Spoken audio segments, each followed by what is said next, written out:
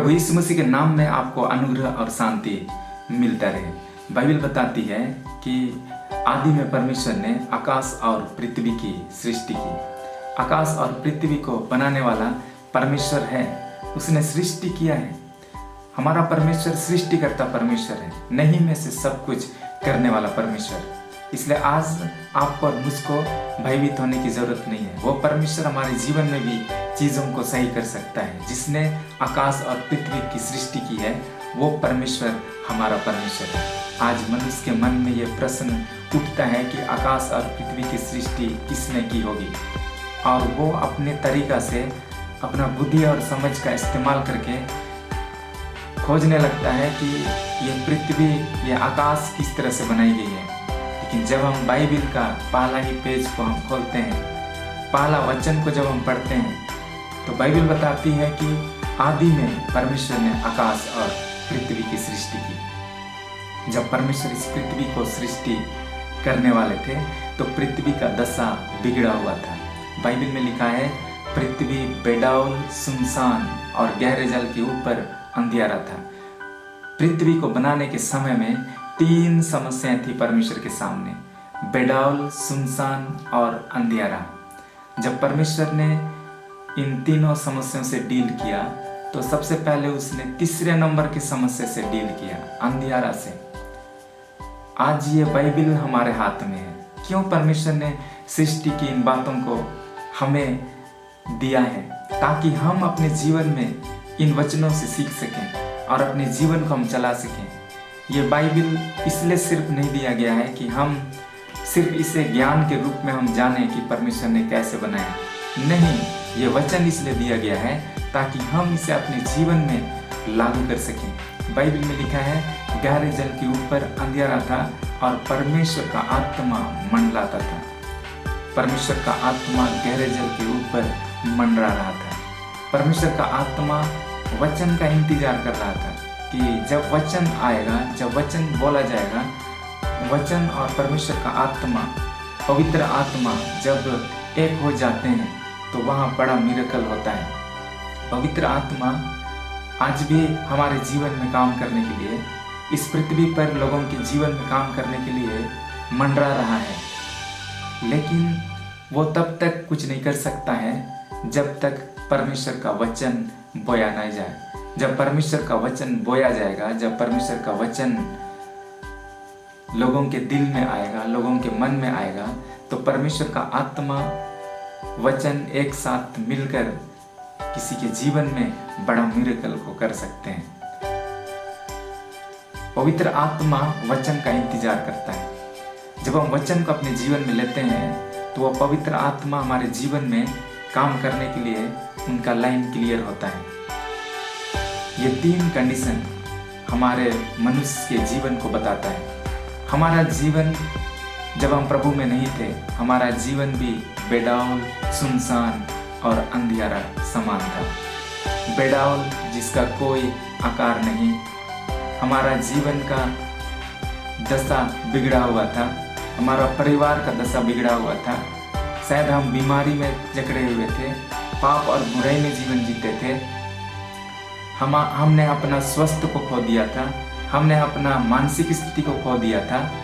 और दूसरा चीज़ है सुनसान, अर्थात जहाँ खुशी और आनंद नहीं, अकेलापन का जीवन। और तीसरा जो कंडीशन है अंधियारा, अंधियारा वो दशा है जहाँ हमें कुछ चीज़ें सूझती नहीं है कि मुझे क्या करना चाहिए।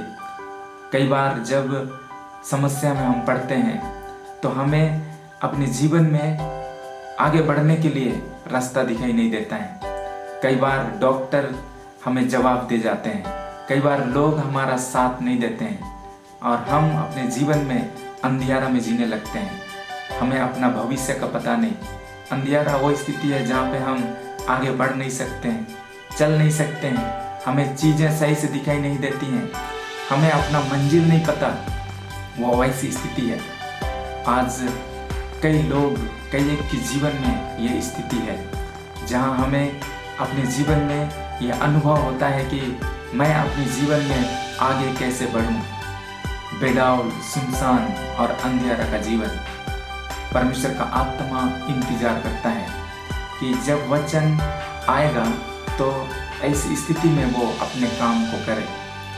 बाइबल में लिखा है कि परमेश्वर ने सबसे पहले अंधियारे के साथ डील किया और उसने वचन को बोला। उसने जब वचन बोला उजियाला हो, तो उजियाला हो गया। आज हम भी अपने जीवन में छुटकारा को पाना चाहते हैं। आज हम भी अपने जीवन में सफलता को पाना चाहते हैं। आज हम भी अपने जीवन में उन्नति को पाना चाहते हैं। आज हम भी अपने समस्याओं से छुटकारा पाना चाहते हैं। तो सबसे पहले अपने जीवन में वचन को आने दीजिए। परमेश्वर का वचन ज्योति है, वो हमारे जीवन में प्रकाश को लेकर के आएगा। हमारे लिए वो रास्ता को खोलेगा। हमें चीजें सही रीति से दिखाई देंगी कि हमारे जीवन में बेडाल और सुनसान का वजह क्या है। जब परमेश्वर का वचन को हम अपने जीवन में ग्रहण करते हैं, जब परमेश्वर का वचन को सुनते हैं, तो परमेश्वर का वचन हमारे जीवन को प्रकट करता है कि हम कौन हैं, हमारे जीवन में कौन सी चीज़ें हैं जो बिगड़ी हुई दशा में है और उन्हें कहाँ होना चाहिए। और इसलिए सबसे पहला परमेश्वर का वचन हमारे जीवन में आना जरूरी है। अंधियारा का जीवन वो जीवन है जहाँ परमेश्वर का वचन नहीं है, और जहाँ ज्योति है वहाँ परमेश्वर का वचन है। परमेश्वर का वचन को अपने जीवन में लेके आइए। प्रत्येक सुबह को, सांझ को परमेश्वर का वचन को अपने जीवन में लाएं। जहाँ जहाँ आपके जीवन में अंधियारा है वहाँ वचन को लेकर के आएं। आपके जीवन में चीज़ें सही होने लगेंगी। और इसलिए परमेश्वर ने हमें इन वचनों को दिया है। बाइबल में लिखा है कि जब परमेश्वर ने देखा उजियाला को कि वो अच्छा है। जो उजियाला का जीवन है, परमेश्वर का वचन के साथ जो जीवन है, वो जीवन परमेश्वर की नज़र में अच्छा जीवन है। और परमेश्वर ने उजियाले को अंधियारे से अलग किया, उसने सेपरेट किया, एक साथ उसने उसे नहीं रखा है। आज यदि हम उजियाले में जीना चाहते हैं, परमेश्वर का वचन को अपने जीवन में अगर हम लाते हैं, तो ये जीवन परमेश्वर के उपस्थिति में ग्रहण योग्य है। परमेश्वर ऐसे जीवन से प्रसन्न होता है, क्योंकि उसने जब उजियाले को देखा तो कहा कि अच्छा है, और उसने उजियाले को अंधियारे से उसने अलग किया है। अंधियारा का जीवन जो कन्फ्यूजन का जीवन है, अंधियारा का जीवन जो पाप और बुराई का जीवन है, अंधियारा का जीवन जो शैतान का जीवन है, अंधियारा का जीवन जहाँ शैतान अपने कामों को अंजाम देता है, उस जगह से हमारे जीवन को वो अलग करता है, हमारे जीवन को वो रोशनी में लेकर के आता है। इसलिए हमें परमेश्वर का वचन के ऊपर अपना फोकस को करने की जरूरत है। कई बार चर्च तो जाते हैं, लेकिन परमेश्वर का वचन को अपने जीवन में हम ग्रहण नहीं करते हैं। और इसी कारण से कई एक लोगों का जीवन चर्च जाने के बावजूद भी उनकी जिंदगी में अंधियारा है। परमेश्वर का वचन को अपने जीवन में आने दीजिए। परमेश्वर का वचन को पढ़िए, परमेश्वर का वचन को सुनिए, परमेश्वर का वचन के द्वारा अपने जीवन को चलाने का कोशिश कीजिए। परमेश्वर आपको आशीष देने पाए। आमीन।